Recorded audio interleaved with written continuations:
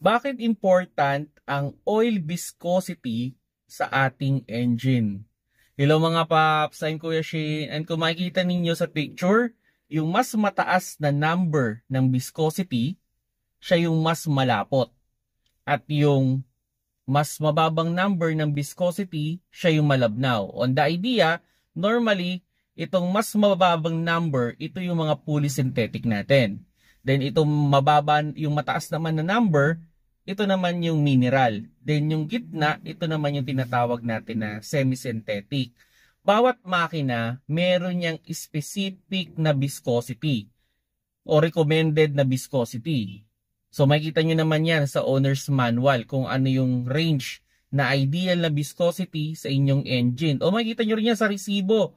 Nung nagpa-PMS kayo, nandun din yan kung ano yung ginamit nilang oil. Bawat kasi engine, meron niyang specific na oil talaga na dapat ilagay. Okay? Kasi pag masyadong malapot yung oil, pwedeng hindi na makapenetrate do sa mga components. So hindi lahat malulubricate o hindi maayos yung lubrication. Kung sakali namang masyadong malabnaw yung oil na ilalagay natin, pwedeng mas mabilis naman mag-drip yung oil. So, on the idea mga paps, para mas maganda yung lubrication ng inyong engine, sundin nyo talaga yung recommended na viscosity. Kung mag-experiment kayo niyan, kung meron nga kayo nung syringe, yung panturok, tapos di ba meron yung manipis na needle, try ninyong higupin yung mineral tsaka yung polysynthetic. Mapapansin ninyo, pag mineral yung hinigop ninyo, yung mas mataas na number ng viscosity, ang hirap niyang kuhanin. Kasi nga masyado siyang malapot.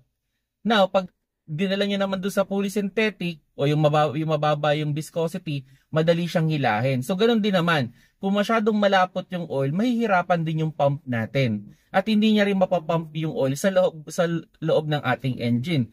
Kung masyado namang malabnaw, may tendency naman na mabilis mag-drip. So, mas better na i-check ninyo talaga kung ano yung recommended na viscosity sa inyong engine at yun yung ilagay ninyo sa inyong makina para magtagal. At yun, syempre, palitan ninyo do sa recommended na months or kilometer na dapat nang palitan yung oil. Kung nagustuhan nyo yung video, pakilike na lang mga paps.